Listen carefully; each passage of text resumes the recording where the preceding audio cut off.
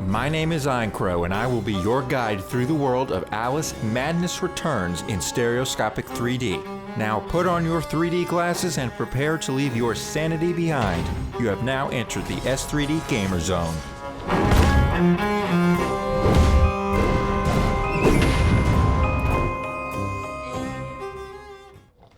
Well, this is awkward. This review must be a mistake. This can't be happening. In no sane world does a game get an extra round episode and a review. It's only logical. It can't be real. I feel like I'm in some alternate dimension or something. I think that's it. I'm falling into infinity. I shall call it Wonderland. Alice makes her return to Wonderland, and it is madness. This isn't Disney's Alice in Wonderland that you may have watched as a child. This is American McGee's twisted reimagining. Yes, and that is the man's real name, by the way. He first turned Wonderland into a demonic nightmare in 2000, and it would be a long 11 years until the release of the sequel. But the wait was worth it, because in 2011, McGee's unpleasant vision of Wonderland could be rendered in full HD with high-fidelity graphics powered by the Unreal Engine 3. The artists on this project absolutely went to town.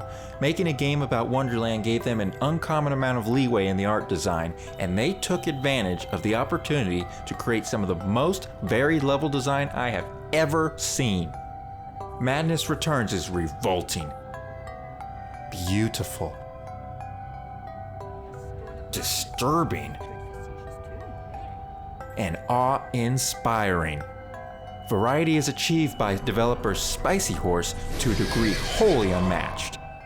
Every environment looks handcrafted, with many small details to notice if you would just pay attention. Now, add stereoscopic 3D viewing into the mix and whoa!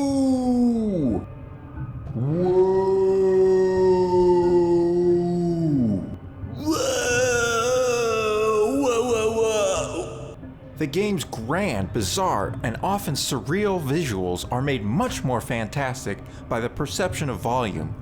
I was so thoroughly enchanted as I played that I would go so far as to say that Madness Returns is the game to show to friends and family. If you're trying to convince them about the wonders of visual entertainment displayed in stereoscopic 3D, invite them to Wonderland. The large environments, dazzling particle effects, and unusual art design will impress anyone when viewed in S3D. I feel like a new man, or whatever I am. I feel like an unsprung spring, like an uncorroded gear, like an untarnished bit of metal that sticks in your eye. So I've gushed about the graphics and stereoscopic performance right out of the gates, but I'm reminded that this is a game review, and I need to talk about the gameplay too. See, about that, well, how to put this gently? The gameplay is stale, uninspired, and above all repetitive. And above all repetitive. And above all repetitive. And above all repetitive. And above all repetitive. The game is a typical 3D platformer with loads of jumping, collecting, and combat. The variety and progression of the gameplay mechanics do not come even close to matching the continual novelty of the art design. There are 5 weapons unlocked at certain points in the story, 4 of which are upgradable by using teeth Alice collects. The upgrades are completely boring damage and efficiency boosts. The most interesting thing about upgrading is, once again, the changing art of the weapons. Alice has the ability to shrink to access hidden areas and view hidden platforms. The major flaw of this shrinking is that the hint system is integrated into the shrinking, so I often had things spoiled that I rather would have figured out on my own. There are some completely different sections of gameplay, such as 2D platforming sections and a weird doll head rolling minigame that switches between both 2D and 3D perspectives. The standout section is where Alice eats a big piece from the large cake of hugeness and goes on an enormous rampage. Stompy, stompy! These are nice breaks in the monotony, but they're still not very exciting in and of themselves. The gameplay of Madness Returns is completely lackluster, and it failed to hold my attention. It was the awesome art and graphics that kept me playing. Making friends, Alice. You're as randomly lethal and entirely confused as you ever were.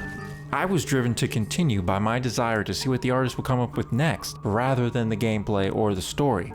In fact, I barely even know what the story was. It was told in a difficult to understand way with riddles and bizarre irrelevancies interwoven into the dialogue. The world is upside down, Alice. Inmates run the asylum. No thanks. And worst of all, I'm left tealess.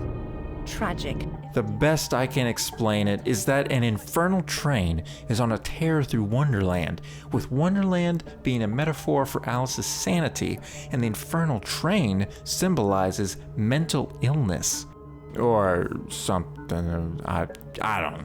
The story has her going through various locations, trying to find various familiar characters that provide her with answers of varying usefulness. I'm sorry, Admiral, really. Please, tell me what you know about the train. I'll just say we've escaped a contaminating corruption. Count yourself lucky to be down here. But I don't want to escape. I want to stop it. I must stop it to save myself. And Wonderland too. Needless to say, the story didn't carry the game for me either. Alice Madness Returns is a long game, taking me 12 hours to beat. As I've said, I was driven to complete it only by my excellent S3D experience.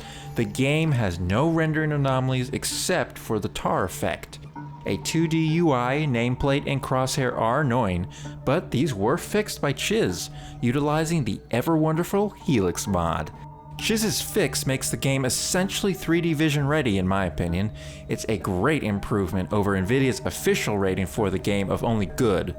Despite my high praise of the stereoscopic experience and the visual experience in general, I must rate the game on its own, and I can only give it a 4. The lack of imagination in the gameplay stands in stark contrast to the game's phenomenal presentation.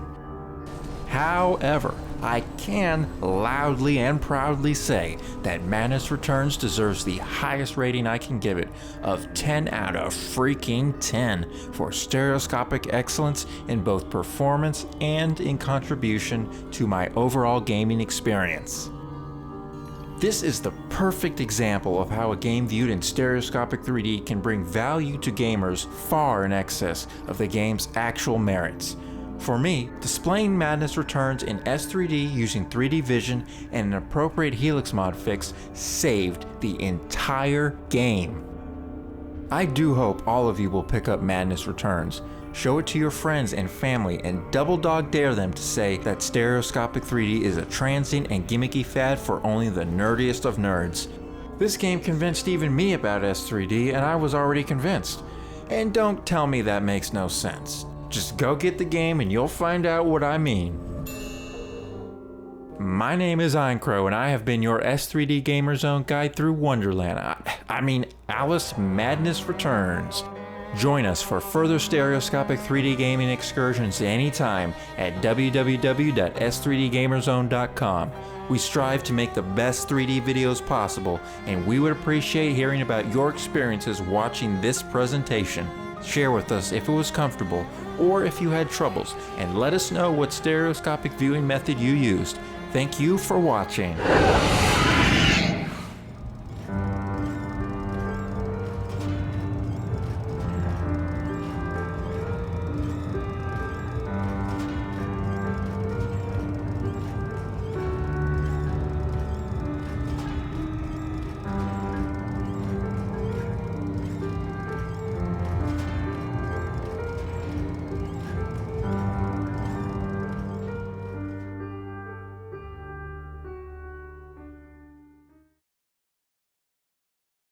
Hey everybody, welcome back to S3DGamerZone. My name is Eincrou, and today is another episode of the Extra Round, baby. Okay, we're gonna get into Alice Madness Returns. Let's start this game up right now. Let's get it going. Let's get it on, baby. Here we go.